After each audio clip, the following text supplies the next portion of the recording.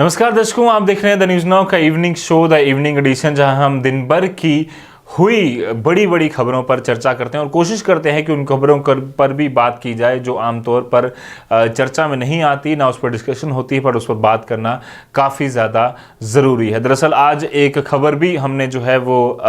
बनाई है, आज दिन भर हम उस पर काम कर रहे थे, जिसमें कि एक क्वेश्चन हमने रेज करने की कोशिश की है। लोगों के अलग अलग ओपिनियंस उस पर ज़रूर आए हैं, जो फीचर स्टोरी आज की हमारी मेन रहेगी और उस पर हम डिटेल में चर्चा करेंगे कि किस तरह के सवाल लोगों ने पुट किए हैं और किस तरह से हम कोशिश करेंगे उन सवालों के जवाब देने की, और वो स्टोरी पूरी क्या थी उस पर हम डिटेल में चर्चा करेंगे। सबसे पहले जो आज दिन भर की जो खबरें रही हैं उस पर हम क्या चर्चा करने वाले हैं इस शो में। सबसे पहले आपको बता दूं कि डीडीसी मेंबर्स, वाइस चेयरपर्सन और चेयरपर्सन जो लगातार कल से धरने पर थे, उनसे जुड़ी एक बड़ी डेवलपमेंट जो है वो हमारे सामने आई है, उस पर डिटेल में चर्चा करेंगे। साथ ही साथ आईएएस ऑफिसर्स के खिलाफ कितनी कंप्लेंट्स 2016 से लेकर फरवरी 2021 तक हुई हैं, उसका एक खाका जो है वो सरकार ने पेश किया है संसद में, उस पर भी डिटेल में चर्चा करेंगे। साथ ही साथ एक बुरी खबर उत्तर प्रदेश के कानपुर जिले से आई, जहां पर ये पता चला कि वहाँ एक 13 वर्षीय लड़की जो बच्ची है उसका एलिजिडली रेप किया गया है 3 व्यक्तियों द्वारा, और उस लड़की के जो पिता हैं उनकी आज एक रोड एक्सीडेंट में जो है वो मृत्यु हो गई है, और उनके पिता यानी कि लड़की के दादाजी और लड़की के पिता के पिता जो दादाजी हैं लड़की के, उन्होंने आरोप लगाए हैं कि जो एक्यूज्ड हैं 3 व्यक्ति उन्होंने ये करवाया है, और क्योंकि कल ही वो कंप्लेंट लॉन्च की गई थी, इसकी वजह से लगातार थ्रेट्स उनको आ रहे थे और उसके बाद आज ये हादसा पेश आया है। हालांकि इस पर इन्वेस्टिगेशन लगातार जारी है, इस पर डिटेल में थोड़ी चर्चा करेंगे। साथ ही साथ एक खबर आज उत्तराखंड से जुड़ी, जो कल हमने आपको डेवलपमेंट दी थी कि उत्तराखंड के सीएम रिजाइन दे चुके हैं, आज दूसरे सीएम ने शपथ ली है। वो कौन है और कब शपथ हुई उस पर हम डिटेल में चर्चा करेंगे। साथ ही साथ ममता बनर्जी यानी कि वेस्ट बंगाल के इलेक्शन से जुड़ी एक खबर हमारे सामने आई है, और एक खबर ये भी आई है जम्मू एंड कश्मीर से, जहां पर दिल दहलाने वाला वाकया एक पेश आ सकता था। जम्मू एंड कश्मीर की जो अमन और चैन पूरी तरह से बना हुआ है, वहाँ उसमें खलल डालने के लिए एक वाकया जो पेश आ सकता था, उसे जम्मू एंड कश्मीर पुलिस और सिक्योरिटी फोर्सेस ने एक समय रहते जो है वो उस बड़ी जो हमला हो सकता था जम्मू एंड कश्मीर के एक हिस्से में, उसको पूरी तरह से जो है वो टाल दिया। सबसे पहले बात करते हैं जो कल डीडीसी चेयरपर्सन, वाइस चेयरपर्सन और साथ ही साथ मेंबर्स ने कल जो 2 दिवसीय ट्रेनिंग उनकी होनी थी उसे बॉयकॉट किया था और कहा था कि हम लगातार प्रोटेस्ट करेंगे जब तक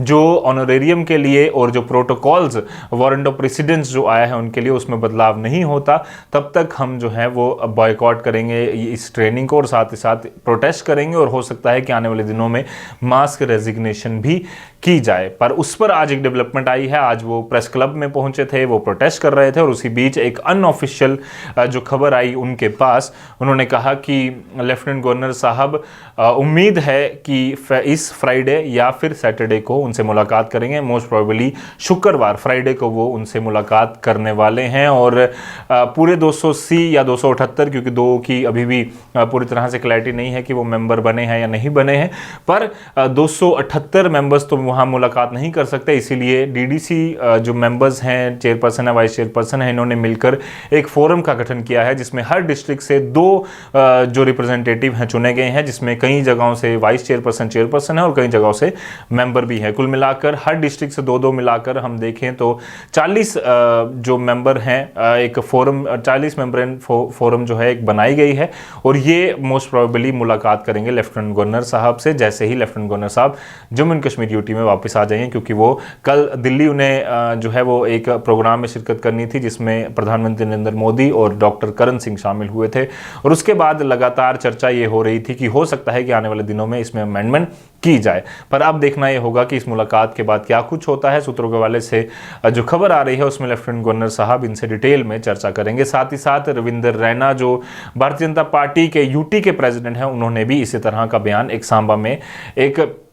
पार्टी फंक्शन के दौरान दिया। साथ ही साथ डीडीसी मेंबर्स की उम्मीद है कि कैबिनेट रैंक जो है वो दिया जाए उन चेयरपर्सन को, और जो एमओएस रैंक है वो दिया जाए वाइस चेयरपर्सन को, और एमएलएस का रैंक मेंबर्स को दिया जाए, उनके प्रोटोकॉल्स डिसाइड हों और उनको क्या क्या डिपार्टमेंट मिले हैं उस तरह पे भी अगर बात की जाती है तो काफ़ी ज़्यादा अच्छा होगा। वहीं दूसरी खबर पर चलते हैं जो केंद्र से आई कि 3,464 कंप्लेंट्स जो हैं वो करप्शन की हुई रिसीव की गई हैं आईएएस ऑफिसर्स के खिलाफ, जो डेटा 2015-16 से लेकर 2020-21 तक का गवर्नमेंट ने पेश किया है, जिसमें 2020-21 यानी कि पिछले सेशन की बात करूं, जो फाइनेंशियल ईयर है जो अभी फरवरी कंप्लीट हुआ है, तो 581 कंप्लेंट जो है वो रिसीव की गई हैं। 219-20 के फाइनेंशियल ईयर में 753, साथ ही साथ 2018-19 के फाइनेंशियल ईयर में 643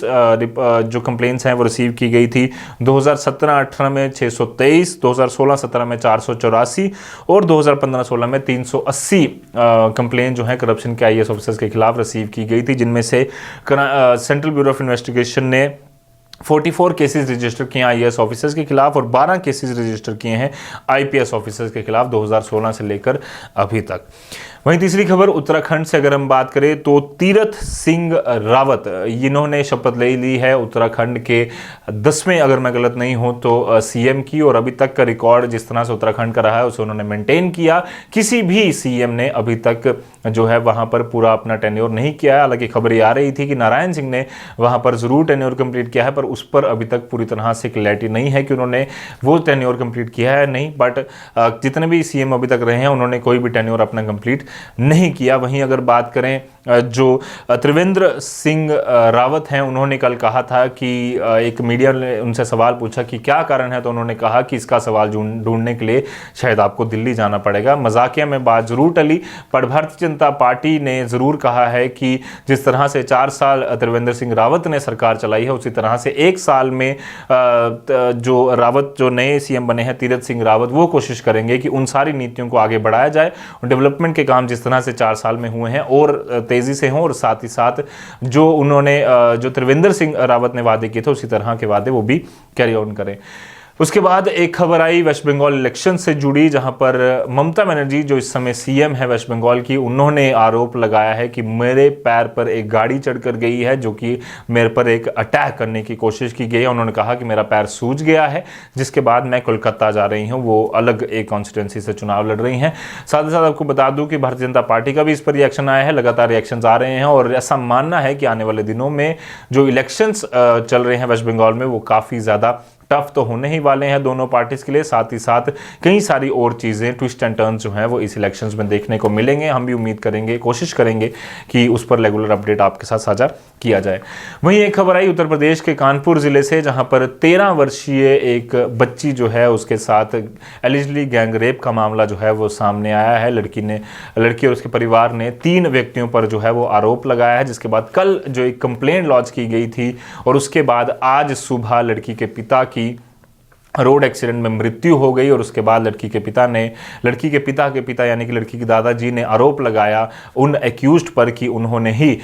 इनकी हत्या जो है वो की है, एक ट्रक एक्सीडेंट किया गया। पर उसके साथ ही साथ आपको बता दूं कि जो 3 एक्यूज हैं इसमें 2 हैं दीपू यादव और सौरभ यादव, जो कि एक सब इंस्पेक्टर के बच्चे हैं यूपी पुलिस के कन्नौज डिस्ट्रिक्ट में, वो सब इंस्पेक्टर हैं इनके पिता कार्यरत। और साथ ही साथ जो तीसरा एक्यूज्ड है गोलू यादव, उसे पुलिस वालों ने पकड़ लिया है। और साथ ही साथ डिस्ट्रिक्ट पुलिस ने और साथ ही साथ पूरी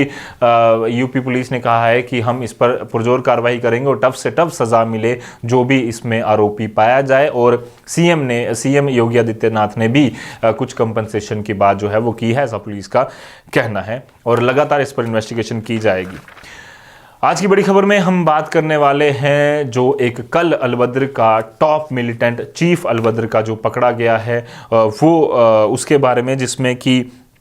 जो घनी ख्वाजा कल सिक्योरिटी फोर्सेस ने एक इनकाउंटर में जिसे मार गिराया। सोपोर इलाके में ये इनकाउंटर चल रहा था देर रात, जिसका अपडेट हमने आपके साथ साझा किया था। और उसके बाद लश्कर तैयबा के साथ जुड़ने के बाद अलबद्र में ये शामिल हुआ और काफ़ी सालों से लगातार एक्टिव था। 2017 से बताया जा रहा है कि ये फिर से पहले आतंकी गतिविधियों में कम देखा गया, बट 2017 के बाद ये लगातार एक्टिव रहा। उसके बाद सिक्योरिटी फोर्सेस की लगातार इसकी तलाश सिक्योरिटी फोर्स कर रहे थे, और उसके बाद साथ में ये भी देखा जा रहा है कि कई सिविलियंस किलिंग्स और सिविलियन इंजरीज पर, यानी कि सिविलियंस पर अटैक करने के मामले और कई सारे OGWs और अंडरग्राउंड वर्कर्स के तौर पर काम करने के मामले, साथ ही साथ वेपन रिकवरीज और कई सारे जो असला बारूद है उसे छुपाने के FIRs इस पर लगातार लगते रहे हैं, जिसको सिक्योरिटी फोर्सेस ने कल मार गिराया। आज इस पर लेटेस्ट डेवलपमेंट ये हुई है कि IGP कश्मीर विजय कुमार ने एक प्रेस कॉन्फ्रेंस की, जिसमें उन्होंने कहा कि पुलवामा तर्ज का 2019 14 फरवरी को जो पुलवामा में 40 CRPF के जवान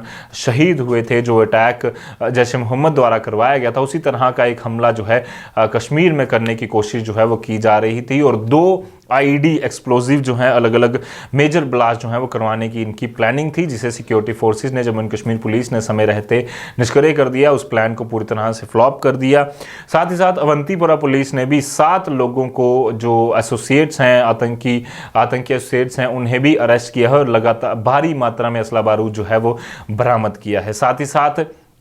आपको बता दूं कि एक सवाल IGP विजय कुमार से पूछा गया, IGP कश्मीर से, कि जो नवहाटा श्रीनगर में जो एक स्टोन पेल्टिंग का केस हुआ था पिछले शुक्रवार, उसके बारे में किस तरह की इन्वेस्टिगेशन चल रही है। तो उन्होंने कहा कि एक वीडियो के आधार पर करीबन 39 लोगों को जो है वो बुक किया गया है और लोगों को आइडेंटिफाई कर PSA के अंदर बुक ज़रूर किया जाएगा। एक और सवाल जो स्टिकी बॉम्ब से जुड़ा है, कुछ दिन पहले ये खबर आई कि जम्मू एंड कश्मीर में स्टिकी बॉम्ब्स का जो है वो इस्तेमाल किए जा रहे हैं। उस पर IGP कश्मीर ने कहा कि ऐसी इंफॉर्मेशन हमारे पास भी पहुंची है, बट उस पर इन्वेस्टिगेशन लगातार जारी है, अभी तक किसी तरह की रिकवरी नहीं हुई है। हालांकि एयरपोर्ट्स और अलग अलग जो इलाके हैं वहां पर सिक्योरिटी फोर्सेस को इसकी जानकारी दी गई है, वो लगातार सर्च जो है कर रहे हैं। इसके बाद हम चलते हैं आज की जो फीचर स्टोरी है, जो हमने आज डिटेल में एक पूरी स्टोरी बनाई थी कि जम्मू एंड कश्मीर के जम्मू डिस्ट्रिक्ट में जो एक जम्मू को स्मार्ट सिटी प्रोजेक्ट जो बनाना है, जम्मू को स्मार्ट सिटी बनाया जा रहा है, एक मिशन जो लिया गया है, जिसमें डिप्टी कमिश्नर की भी इन्वॉल्वमेंट होती है, जम्मू म्यूनसिपल कॉर्पोरेशन की भी इन्वॉल्वमेंट होती है और डिस्ट्रिक्ट का दायरा पूरी तरह से काम करता है जम्मू को या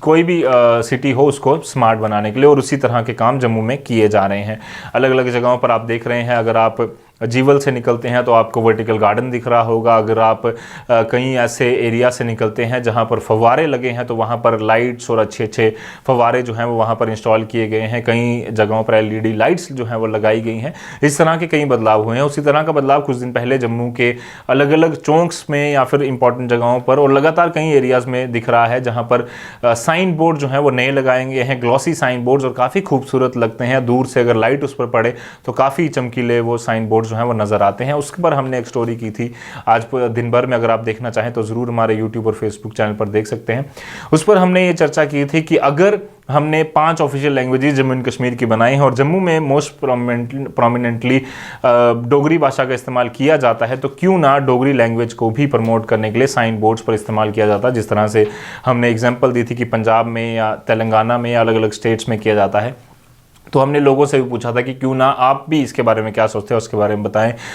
कुछ सवाल उस तरह का ओपिनियन तो नज़र नहीं आया, कुछ सवाल ज़रूर हमसे पूछे गए, हम कोशिश करेंगे उनका जवाब देने की। सबसे पहला सवाल ये था कि ये वीडियो डोगरी में क्यों नहीं था।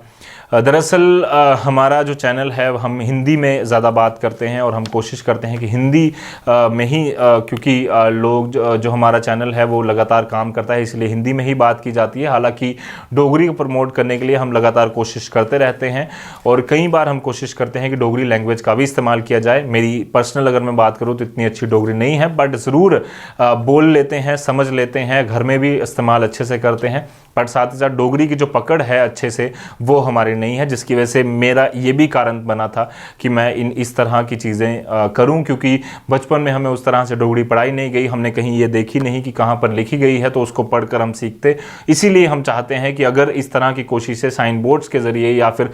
स्कूलों में, कॉलेजों में जिस तरह के कोर्सेज अडॉप्ट किए जा रहे हैं, अगर डोगरी अच्छे से पढ़ाई जाएगी, बच्चे से अच्छे से पढ़ेंगे और हर जगह दिखेगी, तो ज़रूर उस पर बातचीत होगी। दूसरा सवाल ये था कि हम कुछ भी करते हैं, हम कोशिश करते हैं कि जो चीज़ें हमें लगती हैं कि सरकार आम जनता के डोमेन में आनी चाहिए, सरकार को इस पर सोचना चाहिए, और अगर ऐसा होता है तो मुझे लगता है कि जम्मू का हर एक डोगरा, हर एक व्यक्ति जो है वो खुश होगा। और मुझे भी लगता है कि लेफ्टिनेंट गवर्नर साहब, डिप्टी कमिश्नर मैम और साथ ही साथ जो JMC है वो इस पर ज़रूर सोच विचार करेगा। तीसरा कि डोगरी की स्क्रिप्ट नहीं है, इस पर कुछ लोग काफ़ी ज़्यादा गलत हैं कि डोगरी की स्क्रिप्ट थी क्या, है भी है, डोगरी स्क्रिप्ट है टाकरी और उसके साथ ही साथ इसमें देवनागरी पर भी नागरी में भी डोगरी जो है वो लिखी जाती है। कुछ देर पहले जम्मू पर बात कर एक न्यूज़पेपर भी आता था, हालांकि फाइनेंशियल कंडीशन अच्छी ना होने की वजह से वो पेपर बंद हो गया। डोगरी में वो पेपर आता था, काफ़ी सालों तक हम पढ़ते भी रहे हैं, पर उस पर भी जो हमें सरकार से भी ये उम्मीद है कि अब इस तरह की जो एड सरकार अगर बनाती है या फिर गवर्नमेंट जो काम करती है उसे डोगरी में भी ज़्यादा प्रमोट किया जाए। ऑफिशियल लैंग्वेजेस में अगर इस तरह के पेपर्स आएंगे, अब हम अभी भी देखते हैं कि हिंदी इंग्लिश का ही ज़्यादा इस्तेमाल किया जाता है, ऑफिशियल लैंग्वेज जो जम्मू कश्मीर की है उसका कम होता है। तो उस पर अगर ज़्यादा काम किया जाएगा तो उम्मीद है कि आने वाले दिनों में बदलाव ज़रूर आएगा और ऑफिशियल लैंग्वेजेस मदर टंग को बचाने की जो बात लगातार हम करते हैं वो बची रहेगी। बाकी इसके बारे में आपकी क्या राय है और आज के पूरे शो के बारे में, आज की खबरों के बारे में आपकी क्या राय है, ज़रूर कमेंट कर भेजिए। और किस तरह की खबरें आप चाहते हैं उस पर हम चर्चा करें, ज़रूर लगातार आपके सजेशन जो हैं वो हम वेलकम करते हैं, उन्हें आप लगातार हमारे साथ साझा करते रहिए। फिलहाल के लिए आज के शो से मुझे यानी कि रजत वोरा को दीजिए इजाज़त और ऐसी और खबरों के लिए आप यूँ ही बने रहिए द न्यूज़ नाउ के साथ। मेरे कैमरामैन जो कमल सिंह है वो इसे शूट कर रहे थे और आप लगातार ऐसे अपडेट्स अगर देना चाहते हैं द न्यूज़ नाउ के यूट्यूब चैनल को सब्सक्राइब करें और फेसबुक चैनल को लाइक कर सकते हैं। दीजिए इजाज़त, धन्यवाद।